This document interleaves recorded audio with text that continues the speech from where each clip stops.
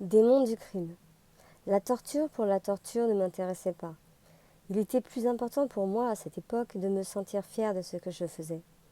Les putes étaient les agents du mal et, en tant que bon jeune homme catholique, je n'avais pas de problème pour délimiter ce que l'on pourrait appeler les zones grises.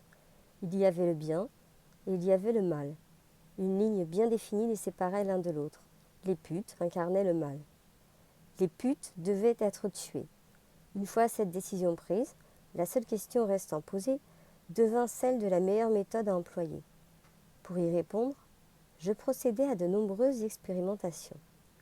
La pute devait être sélectionnée, transportée et tuée, puis disparaître. La meilleure façon de tuer était la pendaison.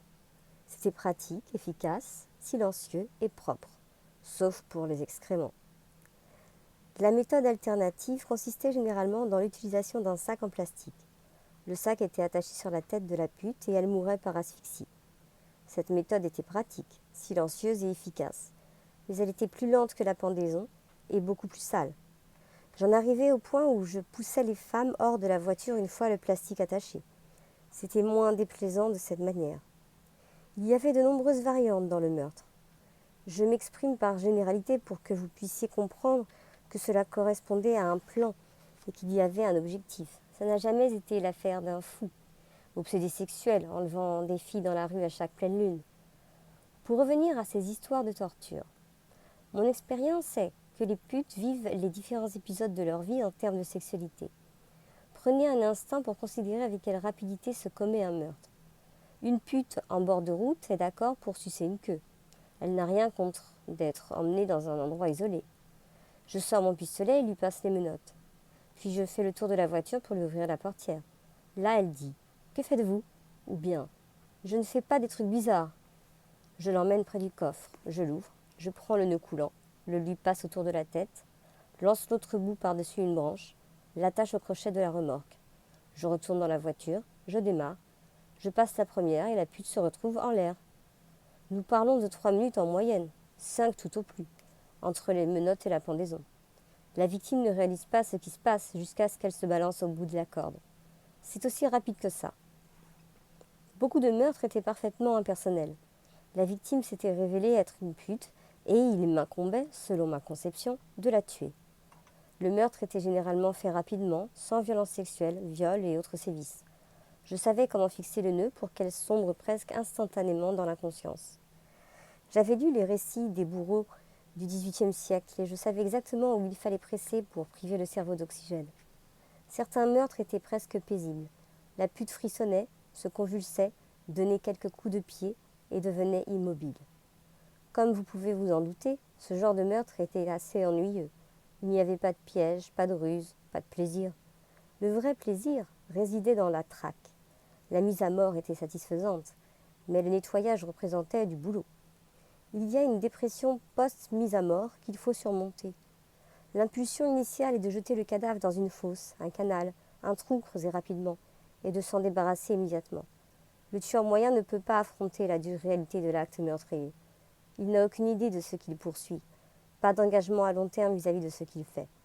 Un maniaque sexuel tue pour le sexe, mais une fois son désir satisfait, il balance le cadavre et fuit le lieu du crime, et lui-même en même temps.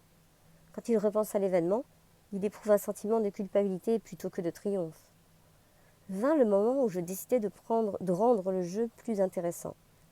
Je le fis grâce au concept selon lequel il était préférable que la pute comprenne qu'elle allait être pendue et accepte ma décision de la détruire, elle et ce qu'elle représentait. J'avais le sentiment que, si elle comprenait que le but était bon, notre expérience serait enrichie par cette intimité partagée.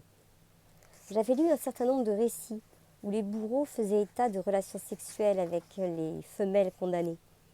Les femmes, adoucies par cette intimité, finissaient par accepter d'aller à l'échafaud. Je me demandais comment il était possible de baiser la pute avant de la pendre, la pute sachant qu'elle mourrait après la conclusion du sexe. C'était un concept remarquable et certainement pas unique au monde. Je décidai d'essayer. Laissez-moi vous raconter une expérience très spéciale. Les putes étaient pour la plupart des jeunes femmes tristes, stupides, sans morale, qui, confrontées à la finalité de leurs actes, craquaient totalement. Elles écoutaient pendant quelques minutes puis commençaient leur glissade, ponctué par des pleurs, de la morve et un pantalon plein de pisse. Plus j'étais gentil, plus j'essayais de leur faire comprendre, et plus elles se dissolvaient en gros sanglots bruyants. Mais il y avait des exceptions. La meilleure d'entre elles était une jeune cowgirl d'Omaha, merveilleusement belle, oiseau migrateur posé à Miami pour s'essayer au commerce du sexe. Je lui fus présentée par un ami qui avait suggéré que nous allions lui rendre visite pour nous faire sucer. Nous arrivâmes chez elle. Mon ami alla avec elle et se fit faire une pipe. Lorsque ce fut mon tour, je refusai. À la place, je pris rendez-vous pour une nuit entière de sexe. Elle était d'accord, enthousiaste même. Nous avons convenu d'un rencard. J'étais absolument sous le charme de cette pute sexy. Elle était pleine de vie et d'intelligence, avec une silhouette sensuelle. J'étais enchantée. Je voulais que notre rendez-vous soit particulier. Je sortis lui acheter une corde toute neuve. Je savais qu'elle serait exquise au bout de cette corde, que je mis le plus grand soin à choisir.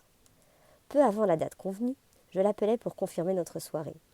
Je lui expliquai ce qu'il fallait qu'elle porte. Je voulais la voir en rose et noir. Elle avait de longs cheveux blonds frisés qui seraient ravissants avec une robe du soir noire, des talons hauts noirs et des bas à jartelles, soutien-gorge et culotte rose, des dessous affriolants. Elle m'assura qu'elle se mettrait sur son 31 pour moi. Je n'avais jamais été autant attirée par une pute.